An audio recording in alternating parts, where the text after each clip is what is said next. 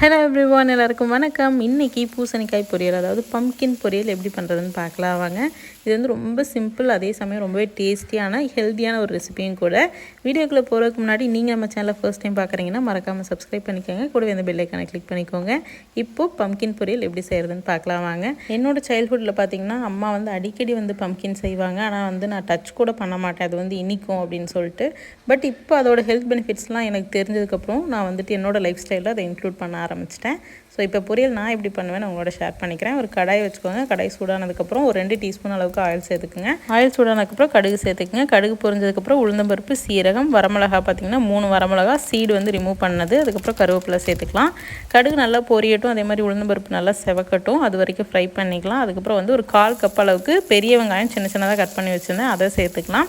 இப்போது வெங்காயம் நல்லா வதங்கட்டும். வெங்காயம் வதங்கினதுக்கப்புறம் நம்ம வந்து மசாலாலாம் சேர்த்துக்கலாம். கொஞ்சமாக மஞ்சத்தூள், ஒரு 1/2 டீஸ்பூன் அளவுக்கு வரமிளகாத்தூள், இது ரெண்டையும் சேர்த்து அதோட பச்சை வாசனை, மசாலாவோட பச்சை வாசம் போகிற அளவுக்கு நம்ம வந்து வதக்கிக்கலாம். மசாலாவோட பச்சை வாசம் போனதுக்கப்புறமா நம்ம வந்து பம்கின் சேர்த்துக்கலாம். நான் வந்து நல்ல நீல வாக்கில் சேர்த்துருக்கேன். ஒரு 2 கப்புக்கு மேலே இருக்குங்க பம்கின், அந்தளவுக்கு சேர்த்துருக்கேன். நீங்கள் வந்து எந்த ஷேப்பில் வேணாலும் கட் பண்ணிக்கலாம். நான் இன்றைக்கி நீல வாக்கில் கட் பண்ணியிருக்கேங்க. எப்படியும் வந்து இது வந்து நல்லா வெந்ததுக்கப்புறம் மசிஞ்சிரும். இப்போ வந்துட்டு தேவையான அளவு சால்ட்டு சேர்த்து நல்லா வந்துட்டு சாட்டே பண்ணிக்கலாம். அந்த இருக்கிற ஆயிலே பார்த்திங்கன்னா 1-2 நிமிஷம் நல்லா வதங்கட்டும். வதங்கினதுக்கப்புறமா மூடி போட்டு நம்ம அப்படியே ஆயிலே ஃப்ரை ஆகிற மாதிரி வச்சிடலாம் ஒரு 2 நிமிஷம். பம்கினோட குக்கிங் டைம் பார்த்திங்கன்னா ரொம்ப கம்மி தாங்க. ஒரு 10 நிமிஷத்தில் நம்ம வந்து டிஷ்ஷே ரெடி பண்ணிடலாம். நான் வந்து தண்ணி ஊற்றி வந்து வேக வச்சுருந்தேன் அப்படின்னா இமீடியட்டாக குக் ஆயிரும். பட் வந்து எனக்கு வந்து ஆயிலே கொஞ்சம் சாட்டே ஆகட்டும், அதுக்கப்புறமா வந்துட்டு தண்ணி சேர்த்துக்கலான்னு ஒரு 2 நிமிஷம் மூடி போட்டு வேக வச்சுருந்தேன். இப்போ வந்து ஒரு 1/4 கப் அளவுக்கு தண்ணி சேர்த்துக்கலாம்.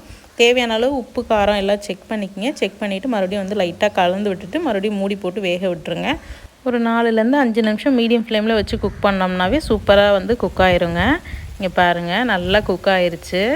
இதுக்கு மேலே ஓவர் குக் பண்ண வேண்டாம். உங்களுக்கு மசிஞ்ச மாதிரி ரொம்ப நல்லா மசிஞ்ச மாதிரி வேணும் அப்படின்னா இன்னும் 2-3 நிமிஷம் குக் பண்ணுங்கள். இந்த கன்சிஸ்டன்சி போதும் அப்படின்னா நீங்கள் இதோட ஸ்டாப் பண்ணிடுங்க.